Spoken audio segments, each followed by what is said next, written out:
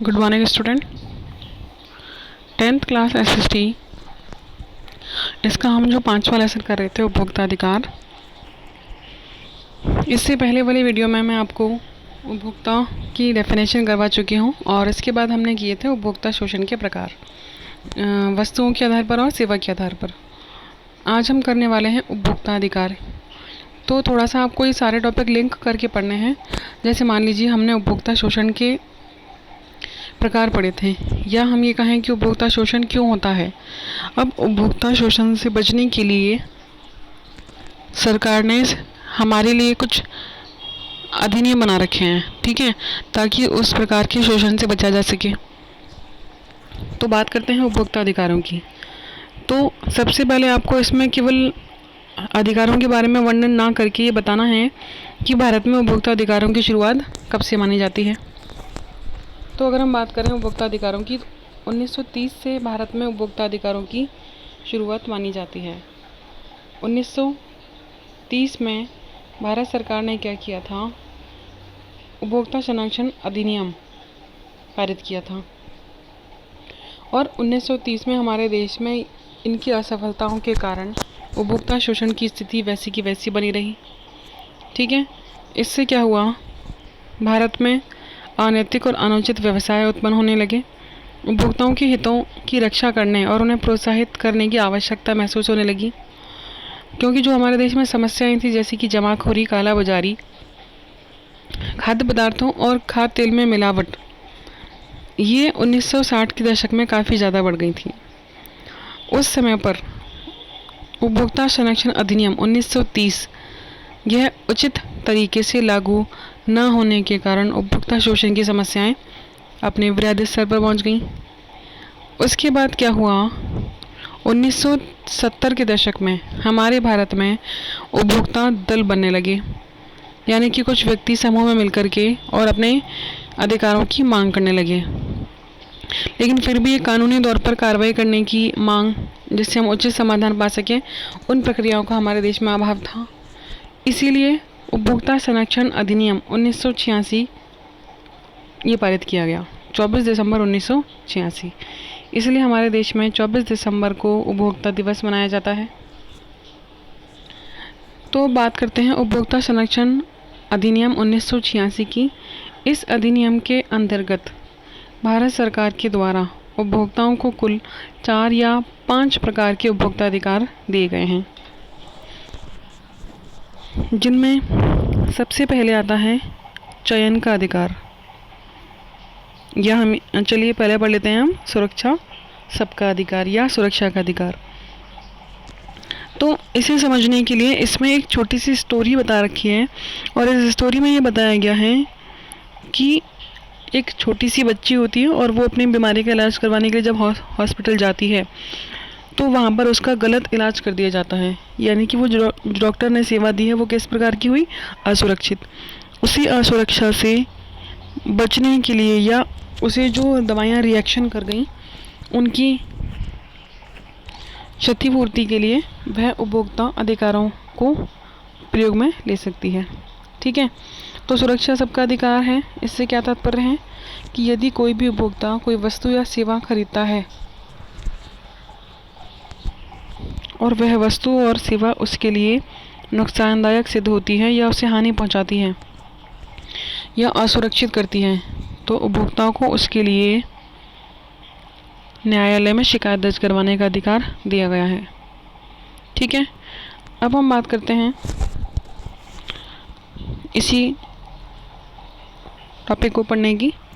तो जैसे मैंने आपको स्टोरी सुनाई थी, उसमें उस बच्ची का नाम था रिजी। तो रिजी की व्यथा यह साबित करती है कि कैसे एक अस्पताल में चिकित्सकों और कर्मचारियों द्वारा बेहोश करने में इसलिए क्योंकि जब ऑपरेशन किया जाता है तो दवाइयाँ दी जाती हैं, लापरवाही के कारण एक छात्र जिंदगी भर के लिए अपंग हो जाता है। जब हम एक उपभोक्ता के रूप में बहुत सी वस्तुओं और सेवाओं का उपयोग करते हैं तो हमें वस्तुओं के बाजारीकरण और सेवाओं की प्राप्ति के खिलाफ सुरक्षित रहने का अधिकार होता है। वस्तुओं की बाजारीकरण का मतलब, बाज़ार में बहुत सारा आजकल कंपटीशन चल रहा है वस्तुओं को बेचने की होड़ में, उनमें मिलावट और बहुत ही हानिकारक केमिकल मिलाए जाते हैं जो हमारे स्वास्थ्य के लिए हानिकारक होते हैं, यानी कि जीवन और संपत्ति के लिए खतरनाक हैं। उत्पादकों के लिए आवश्यक है कि वे सुरक्षा नियमों और विनियमों का पालन करें।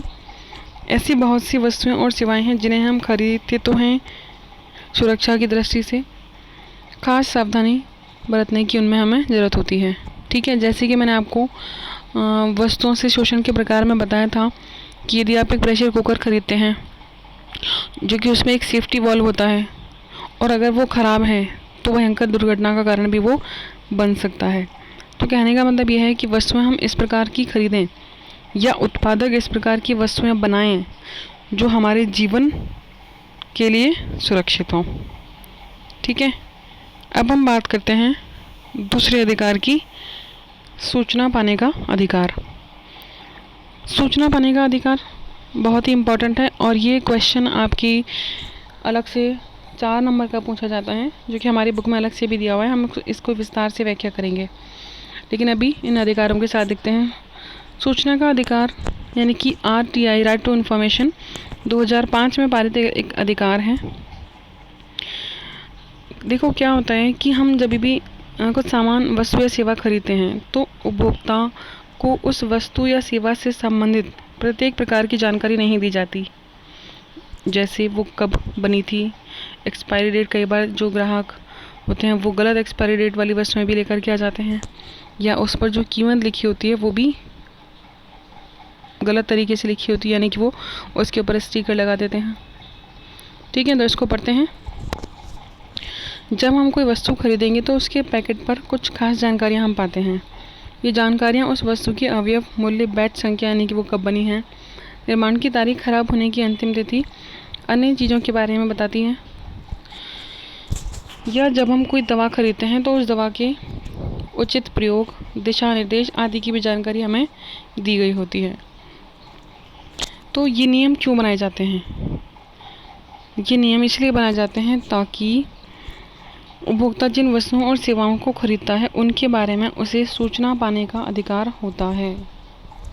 ठीक है, तब उपभोक्ता वस्तु की किसी भी प्रकार की खराबी होने पर शिकायत कर सकता है, मुआवजा पाने या वस्तु बदलने की मांग भी कर सकता है कि भाई हमें ये वस्तु बदल करके दूसरी दे दीजिए। उदाहरण के लिए, यदि हम एक उत्पाद खरीदते हैं और उसके खराब होने की अंतिम तिथि के पहले ही वो खराब हो जाती है तो हम उसे बदलने के बारे में भी कह सकते हैं। यदि वस्तु खराब होने की अंतिम समय सीमा उस पर नहीं छपी तब विनिर्माता दुकानदार पर आरोपी लगाता है कि भाई आपकी गलती है, आप इसे देख करके नहीं ले गए। यदि लोग अंतिम तिथि समाप्त हो गई दवाओं को बेचते हैं तो उनके खिलाफ कार्रवाई भी की जा सकती है। ठीक है, इसी तरीके से यदि अधिकतम खुदरा मूल्य जो वस्तु पर इंगित होता है उससे अधिक कीमत दुकानदार यदि आपसे वसूलते हैं तो भी आप उनकी शिकायत करवाते हैं। अभी अधिकतम खुदरा मूल्य क्या होता है? वस्तुओं पर अंकित ये वह मूल्य है जो कि खास तौर से केवल उपभोक्ताओं के लिए निर्धारित की गई है और इस कीमत में सभी प्रकार के टैक्स शामिल किए जाते हैं। तो कई बार क्या होता है कि दुकानदार आपसे ये कह कर के पैसे ज़्यादा लेते हैं कि हम आपसे जो एक्स्ट्रा पैसे ले रहे हैं वो टैक्स के हैं, सरकार को टैक्स इसमें से जाएगा, जबकि ऐसा नहीं होता, क्योंकि जो टैक्स का पैसा है वो MRP में ही शामिल किया जाता है। आज सरकार प्रदत्त विविध सेवाओं को उपयोगी बनाने के लिए सूचना पाने के अधिकार को बढ़ा दिया गया है। सन 2005 अक्टूबर में भारत सरकार ने एक नया कानून लागू किया जो कि RTI यानी कि राइट टू इन्फॉर्मेशन, सूचना पाने के अधिकार के नाम से जाना जाता है, जो अपने नागरिकों को सरकारी विभागों में कार्यकलापों को की सभी सूचनाएं पाने के अधिकार को सुनिश्चित करता है। RTI एक्ट के प्रभाव को निम्नलिखित केसों के द्वारा भी समझा जा सकता है।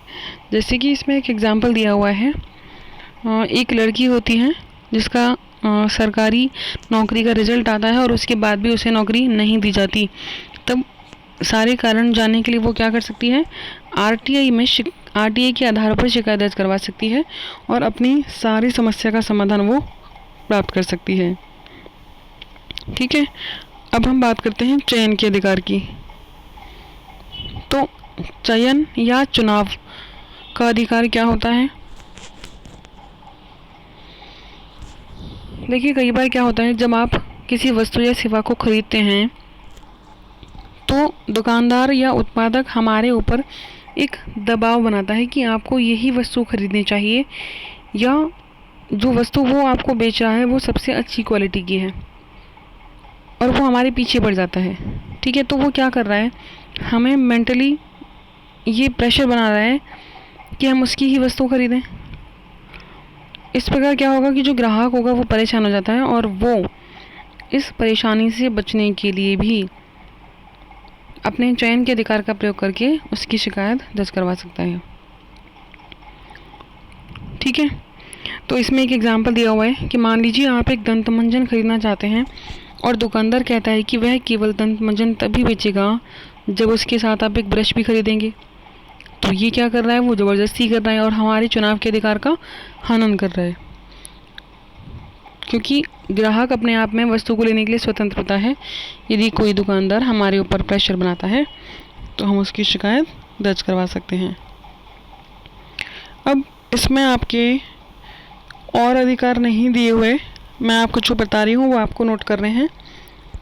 इसके बाद एक अधिकार है चौथे नंबर का। पहला कौन सा हो गया, सुरक्षा का अधिकार। दूसरा सूचना का अधिकार। तीसरा चयन का अधिकार। चौथा होगा आपका क्षतिपूर्ति का अधिकार।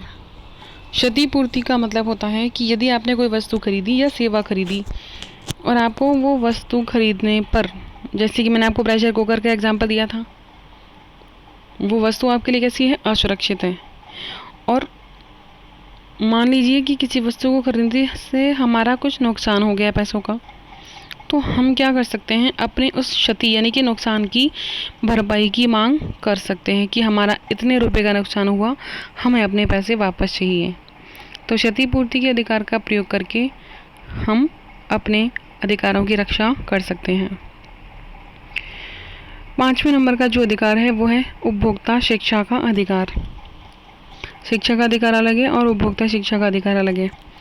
उपभोक्ता शिक्षा से तात्पर्य यह है कि जिस प्रकार आप अपने 10th के सिलेबस में उपभोक्ता अधिकारों से संबंधित सभी प्रकार की जानकारी ले रहे हैं, ठीक उसी तरीके से हमें एक उपभोक्ता होने के नाते सभी प्रकार के अधिकारों का ज्ञान होना चाहिए। और सरकार क्या कर रही है इसके लिए, विद्यार्थियों के सिलेबस में उपभोक्ता अधिकार के जो टॉपिक है उसको पढ़ाया जा रहा है। ठीक है, क्योंकि जब हमें इसकी नॉलेज नहीं होगी तो हम अब अपने अधिकारों के बारे में नहीं जान पाएंगे। इसके अलावा जो छठे नंबर का अधिकार है वो है प्रतियोगी कीमत पर वस्तु पाने का अधिकार। प्रतियोगी कीमत से तात्पर्य होता है कि हर वस्तु की कीमतें अलग अलग श्रेणी के आधार पर रखी जानी चाहिए। जैसे मान लीजिए चावल का एग्जाम्पल लेते हैं। आज मार्केट में चावल की अनेक प्रकार की किस्में होती हैं और एक ही किस्म के विभिन्न प्रकार के मूल्य रखे जाते हैं।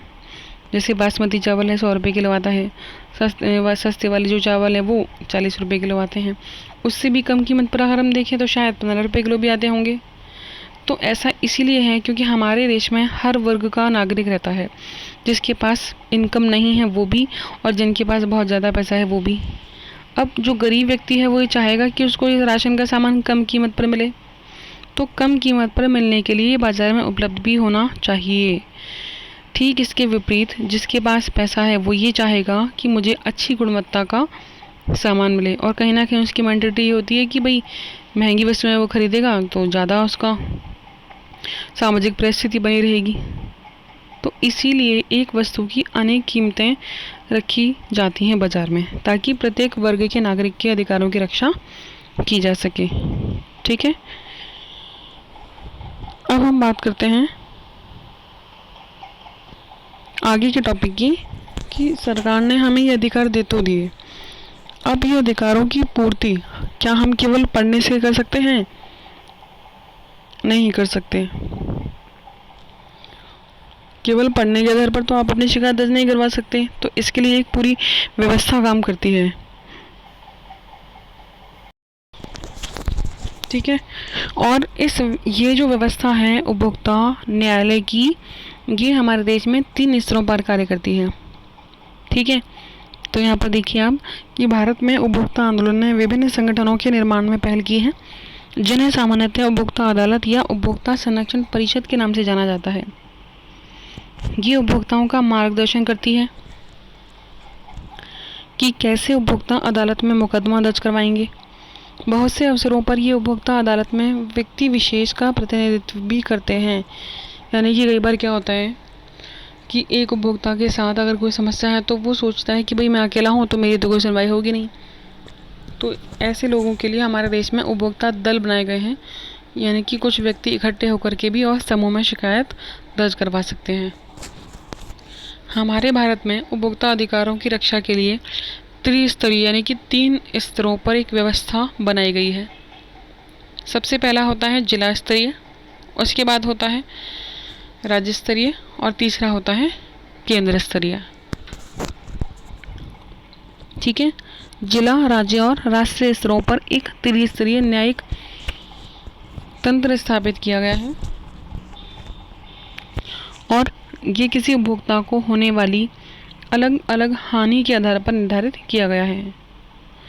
जिला स्तर का न्यायालय, जिसे जिला केंद्र भी कहा जाता है, यदि किसी व्यक्ति को 20 लाख रुपए तक का नुकसान होता है, किसी वस्तु या सेवा को खरीदने पर अगर उसे 20 लाख रुपए तक नुकसान होता है तो वो अपनी शिकायत दर्ज करवाएगा जिला न्यायालय में।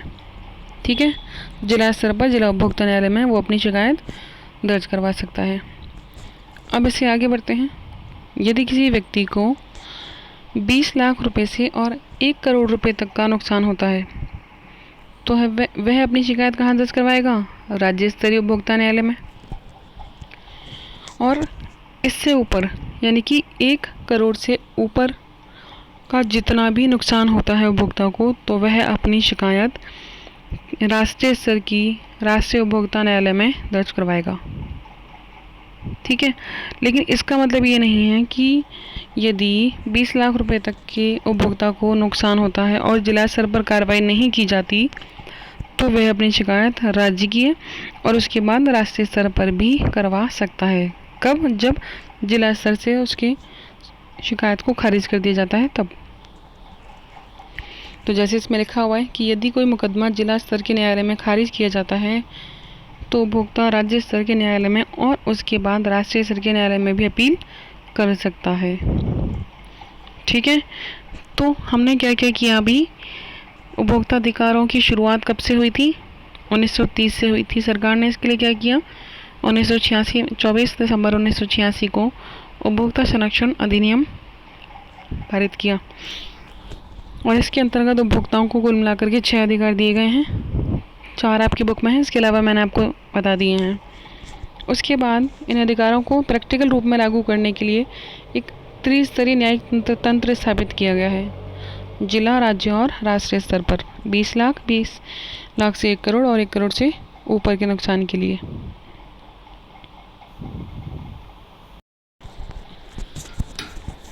अब यहाँ तो बात हो जाती है सरकार की कि सरकार ने उपभोक्ता के लिए कौन कौन से प्रयास किए हैं। लेकिन अगर बात की जाए उपभोक्ता के कर्तव्यों की, यानी कि एक उपभोक्ता होने के नाते हमारे भी कुछ कर्तव्य या जिम्मेदारियाँ होनी चाहिए, क्योंकि ऐसा नहीं है कि सारी गलती दुकानदारों की होती है और उसमें से कुछ गलती ग्राहक या हमारी भी होती है। क्योंकि कई बार क्या होता है कि हम वस्तुएं जल्दबाजी में लेकर के आ जाते हैं। मान लीजिए दुकानदार आपको गलत वस्तु दे रहा है तो हम उसे ध्यान से देख करके नहीं लाते। ठीक है, या उसने आपसे 1 या 2 रुपये ज़्यादा लिए तो हम ये सोचते हैं कि 1-2 रुपये में क्या होता है, दे दो इससे ज़्यादा। ठीक है, और 90% लोग क्या होते हैं, किसी वस्तु को खरीदने पर उसका जो बिल है वो नहीं बनवाते। बिल ना बनवाने का कारण यह माना जाता है कि वो वस्तु हमें क्या पता कम कीमत पर मिल रही हो और कम कीमत पर जब वस्तु मिलेगी तो दुकानदार आपको बिल बना करके नहीं देगा। तो यहाँ पर हमारे भी कुछ कर्तव्य होते हैं, इन्हीं के बारे में हम बात करते हैं कि जागरूक उपभोक्ता बनने के लिए कौन सी आवश्यक बातें होती हैं। जब हम विभिन्न वस्तुओं और सेवाओं खरीदते वक्त उपभोक्ता के रूप में अपने अधिकारों के प्रति सचेत होंगे, तब हम अच्छे और बुरे में फ़र्क करने तथा श्रेष्ठ चुनाव करने में सक्षम होंगे। एक जागरूक उपभोक्ता बनने के लिए निपुणता और ज्ञान प्राप्त करने की आवश्यकता होती है। ठीक है, तो इसके लिए हमारे कौन कौन से कर्तव्य होने चाहिए? पहला, हमें वस्तु और सेवा को खरीदते समय उसका पक्का बिल बनवाना ज़रूरी है। मैं बोलती जा रही हूँ, आप अपने ये नोट्स की कॉपी में नोट कर सकते हैं। पहला मैंने बोला कि वस्तु और सेवा खरीदते समय हमें उसका बिल बनवाना चाहिए, पक्का बिल। दूसरा, वस्तु और सेवा से संबंधित पूर्ण जानकारी हमें दुकानदार से लेनी चाहिए। तीसरा, उस वस्तु पर लिखित सभी प्रकार की जानकारियों को हमें ध्यान से पढ़ना चाहिए। चौथा, उस वस्तु के ऊपर लिखित MRP यानी कि अधिकतम खुदरा मूल्य से अधिक कीमत दुकानदार को अदा हमें नहीं करनी चाहिए।